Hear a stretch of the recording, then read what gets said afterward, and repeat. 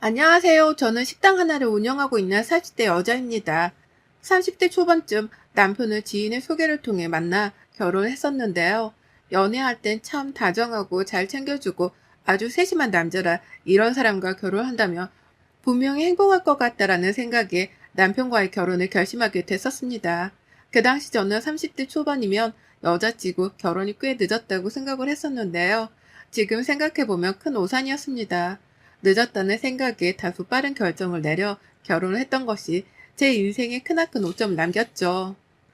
상견례 때까지만 해도 시댁 어른분들도 참 점잖으시고 괜찮으셨던 것 같습니다. 시어머니께서 그저 애 잘 낳고 내 아들 묵은 밥만 안 먹이면 난 그거면 됐다 라던 말씀만 제외한다면 말이죠. 그 말을 그냥 나이 드신 어르신이 다들 하시는 말이라고 생각하며 넘기면 안 됐던 거더라고요. 신혼집은 시댁에서 해주기로 하셨는데 당시 제 직장과 꽤나 거리가 먼 시댁과 가까운 집이었습니다.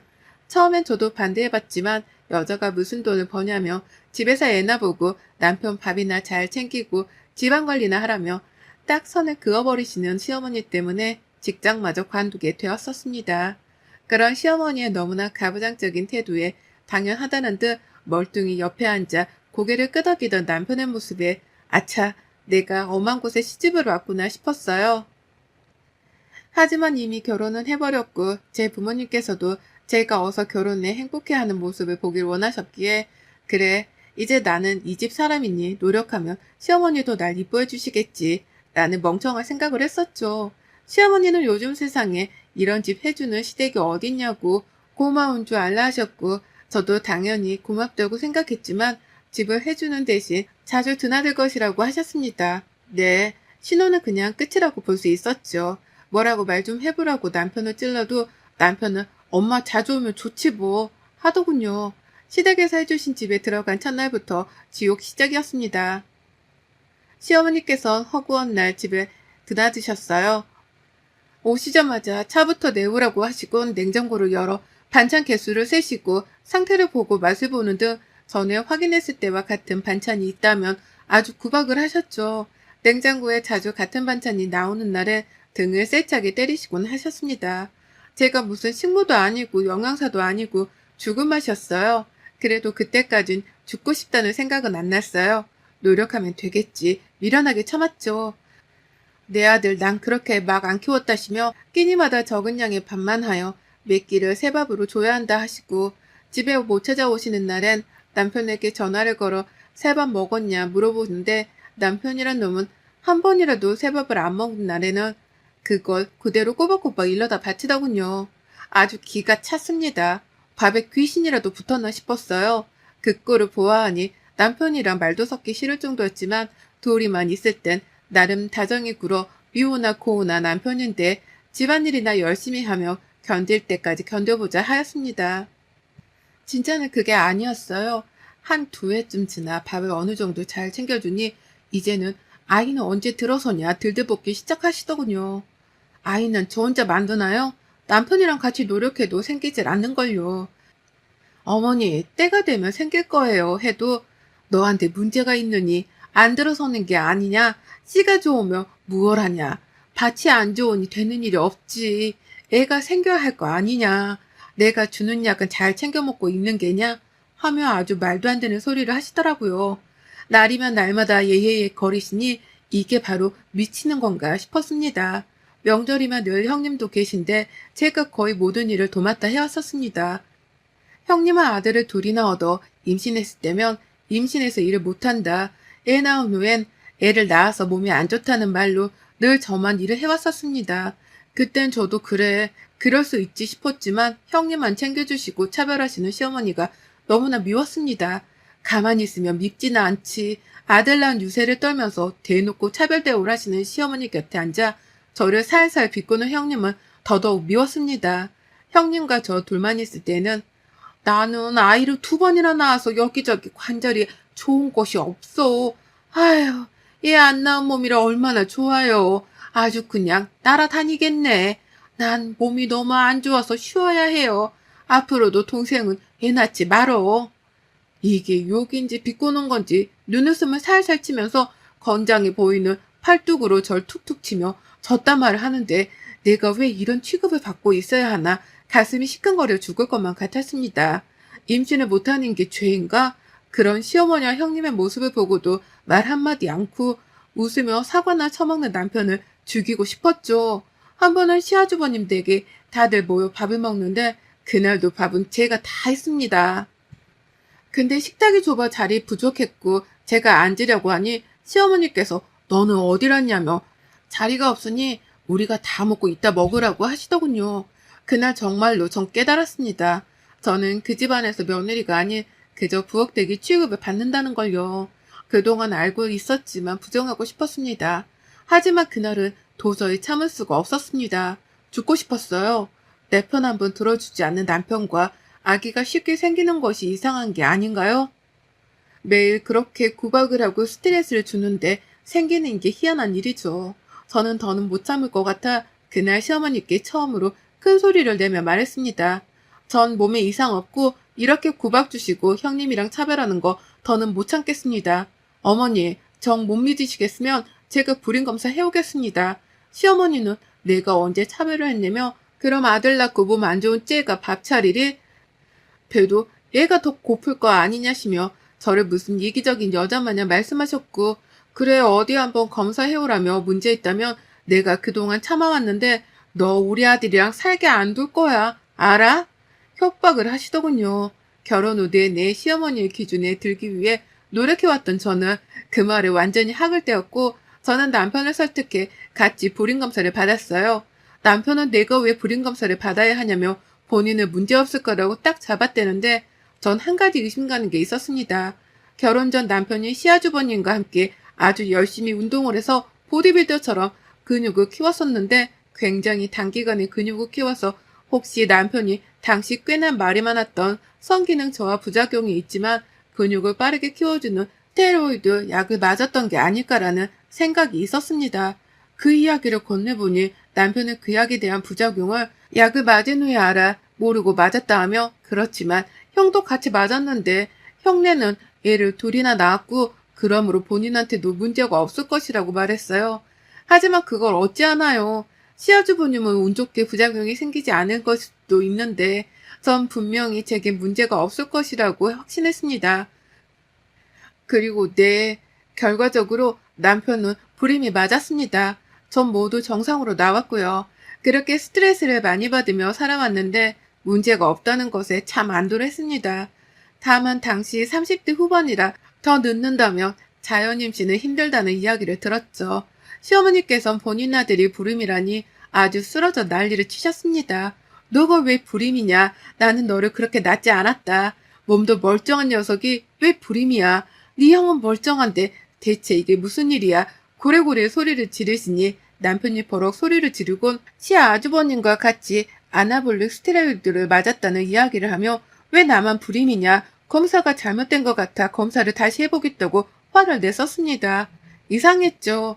약은 같이 맞았는데 왜 시아주머님은 멀쩡한 건지 전 그 말에 얼굴이 시퍼래지는 형님의 얼굴을 보았습니다. 무언가 있다 싶었죠. 전 곧바로 나서서 그러면 시아 아주버님과 남편이 함께 같이 검사를 받아보는 건 어떨까요? 이야기를 꺼내니 시부모님의 얼굴이 무섭게 달라졌습니다. 말이 끝나기가 무섭게 형님이 갑자기 소리를 지르더라고요. 아니요, 우리 남편은 아무 문제 없는데 왜 검사를 받아야 해요? 서방님만 검사 다시 하면 됐지. 왜 굳이 해야 해요? 애가 하나도 아니고 둘이나 있는데? 뭔가 이상했습니다. 이상함은 저만 느낀 것이 아닌지 시어머니께서 굳은 얼굴로 시끄럽다며 일단 검사해보자 하시더라고요. 바로 병원 예약을 잡아 4일 정도의 금욕기간을 거친 뒤 검사를 하러 갔는데 형님 모습이 심상치가 않았습니다. 손을 달달 떨며 손톱을 물어뜯고 아주 불안해 보이더라고요. 시어머니는 평소에 기차 왔던 삶아먹은 것 마냥 큰 목소리로 말이 많으시던 분이 도끼 어린 눈빛으로 조용하셨습니다. 폭풍 전야가 따로 없었죠. 병원에서는 처음에 남편은 2차까지 검사가 확실하니 또 하실 필요가 없다고 했고 여기서 안 해주면 다른 병원에 가서라도 다시 검사받을 것이라고 하니 그러시라며 다른 병원에 가도 똑같을 거라고 말하더라고요. 그래서 남편은 검사를 하지 않고 시아 아주버님만 받게 됐는데 제가 다 떨리더군요. 만약 시아 아주버님이 불임이 맞다면 형님의 아들 둘은 대체 시아 아주버님은 당연히 본인이 정상일 것이라고 일말의 의심조차 하지 않으시더군요. 형님이 떠는 모습을 보곤 왜 그러냐며 토닥이기까지 하였습니다. 결과는 조금은 예상했지만 충격적이었습니다. 스테로이드로 인한 부작용으로 불임 판정이 되었고 되돌리기조차 힘들다고 하더군요. 시아 아주버님께선 큰 충격을 받으시고 말도 제대로 못 이으셨어요. 집안 분위기는 거의 초상집 분위기였죠. 의사에게 그렇지만 아들 둘이나 있다고 하니 의아해하며 그럴 리가 없다고 하더라고요. 기간을 봐도 절대 생길 수가 없다고 시어머니는 몸져 누우셨습니다. 그나마 진정하신 시아버지께서 형님에게 이게 어떻게 된 일이냐 물으니 형님은 그저 울기만 하더군요. 형님이 우는 모습을 보곤 시어머니가 벌떡 일어나 머리채를 잡고 울고 아주 난리였습니다. 형님은 머리가 다 뜯기고 얼굴이 다 핥히어져 피가 나는데도 그저 죄인처럼 울고만 앉아있더라고요. 시아 아주버님은 말없이 나가 남편이 한참을 찾으러 다녔지만 못 찾고 집으로 돌아왔었죠. 형님은 집에서 쫓겨났습니다. 알몸바람으로 안 내쫓은 걸 다행으로 여기라며 정말 옷까지만 챙겨주곤 아이들과 함께 내보냈고 아이들은 당연히 영문도 모른 채 울며 내쫓겼죠. 참 독한 여자예요. 그래도 태어났을 때부터 그렇게 금이야 오기야 애지중지하며 애들에게 사랑을 줬는데 본인 피 안 섞인 걸 알자마자 저리 매정하게 내쫓으니 사람이 맞나 싶었습니다. 그리고 저는 당연히 이혼을 생각하고 있었습니다. 이 말도 안 되는 집안에서 더는 살고 싶지 않았고 남편은 불임인데 아이를 원하시는 친정 부모님께도 불효였어요. 그런데 시어머니께서 하시는 말씀이 아주 가관이더라고요. 내 아들이 원래는 씨가 있었는데 사라진 것뿐이니 그래도 이미 결혼한 거 함께 해야 하지 않겠니? 너가 그동안 고생이 많았지?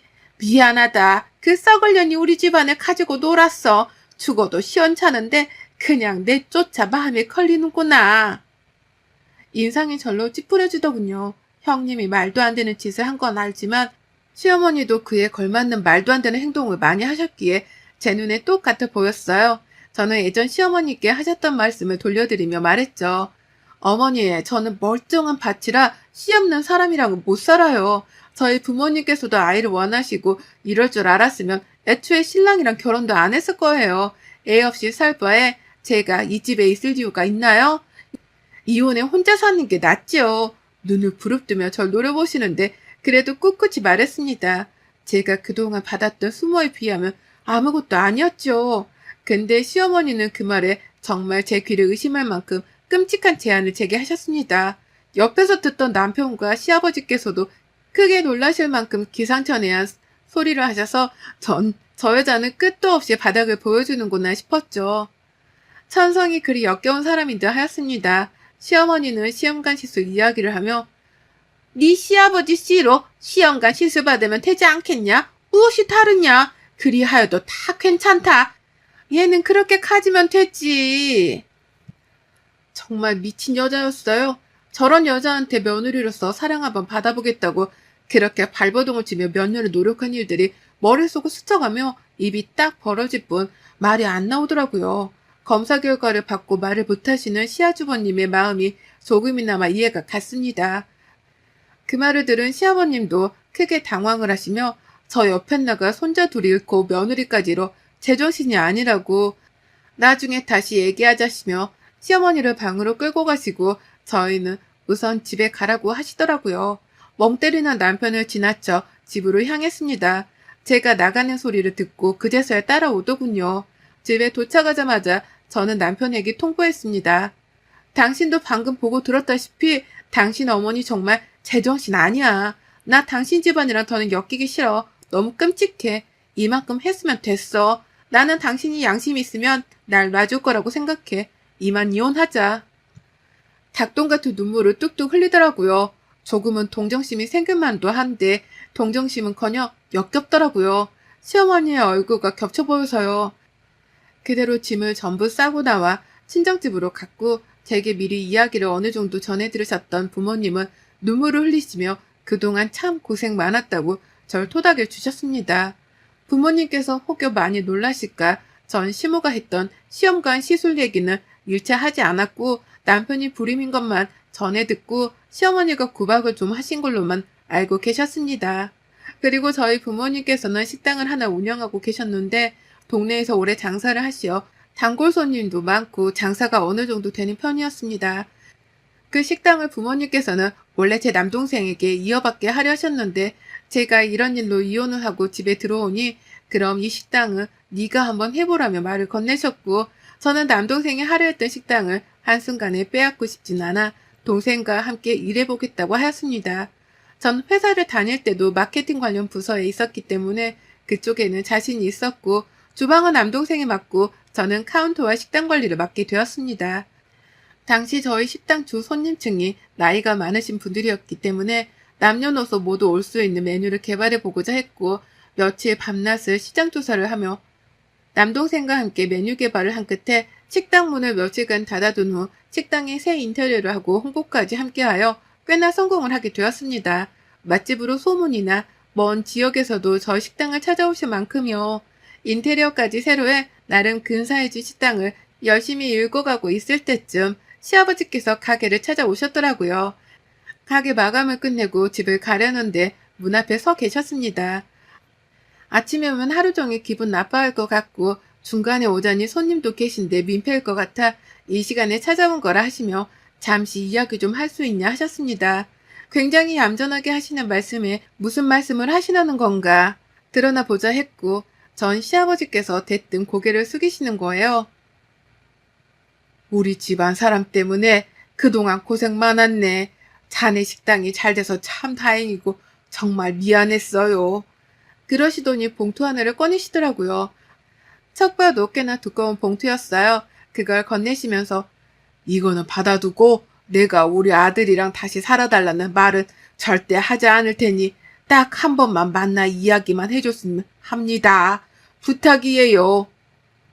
내가 아무리 힘들어해도 눈길 한번 주지 않았던 전 남편이 무슨 정이 남아있을 거라고 만나보길 원하는 건지 그깟 돈 안 받고 말지 전 심호를 쏙 빼닮은 전 남편의 얼굴 다시 마주하기는 죽기보다 싫었습니다. 당연히 전 매몰차게 거절하였고 다행히도 더는 권유를 하지 않고 돌아가시더라고요. 아주 지긋지긋했습니다. 겨우 바쁜 일 덕에 조금씩 잊어가며 살던 중인데 왜 또 찾아와 이러는지 두통이 와서 힘들었어요. 그날도 전 시댁 생각이 머리에서 떠나질 않아 겨우 잠에 들며 악몽까지 꾸고 다음날 가게 문을 열러 남동생과 함께 출근하는데 끔찍하게도 전 남편이 가게 앞에 서 있더라고요. 정말 뒤돌아서 가버리려는데 남동생이 잡았습니다.